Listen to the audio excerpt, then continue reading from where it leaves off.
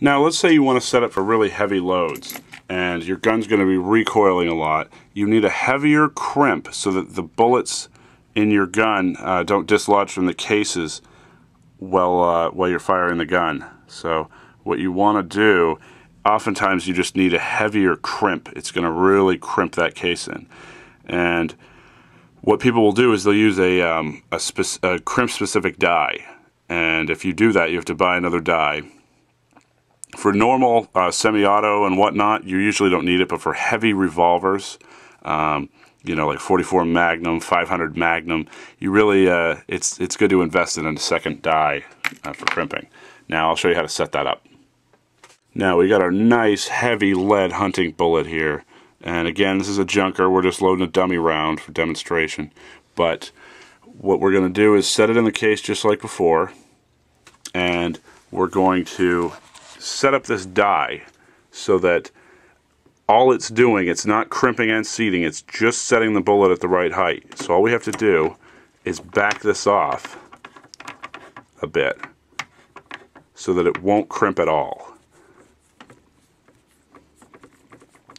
So tighten that locking nut.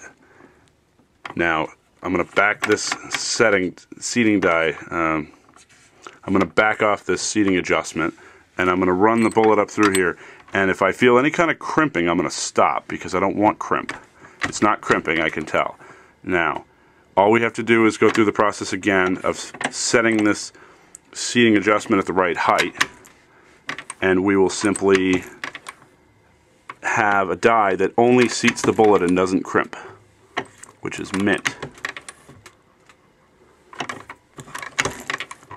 You want it about halfway down the crimp groove, so you have a little bit of groove showing, not really a whole lot. You want to be maybe about a third from the top of the groove. And the same with a cantilever on a copper jacketed bullet. You want to have only a little bit of that showing. You want about half of it showing when you seat your bullet. Now we're going to set up the crimp die. So that die is seated, our next die is going to crimp. So we're going to install that.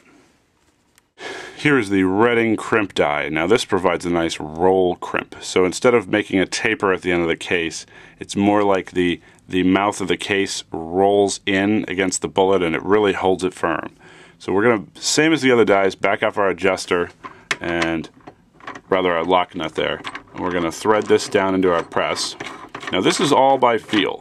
What I do with this die, run the round all the way up. Tighten the die down until it hits. Get your round out of the way.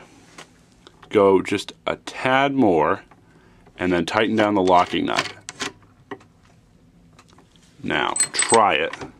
You're not feeling any crimp. That's okay. Go in just a tad more. Try it again. No crimp. Now this die has to be lubricated. You can buy different brands. With this one, it has to be lubricated. We're going to go in a bit more. There. Feel a positive motion there. You can see that's rolled in. Now I'll show you for this one, you can make the crimp really heavy if you want to, so that it starts to really squash that in there. Now you don't want to go too much. You really don't want more than you really need, because what will happen is you'll shorten the life of your cases, your brass. The more that lip gets worked back and forth, the more you're going to have trouble. But that's a nice way. That's a pretty nice looking round. That's crimped in really firmly, and that's not going to fall out of there. So once your die is set to the right height, tighten down your locking nut firmly without changing the adjustment, and then check the first couple of rounds to come through, make sure they're crimping the way you like, and you shouldn't have any trouble. And this is the way I usually like to have the press set up, but if you're doing, like I said, semi-autos, you don't necessarily need that fourth die. So the Lee 3-die set, that'll get you started, and it works great. The only reason I went with that extra die is I like the real heavy loads, and it's nice to have that real firm crimp on there.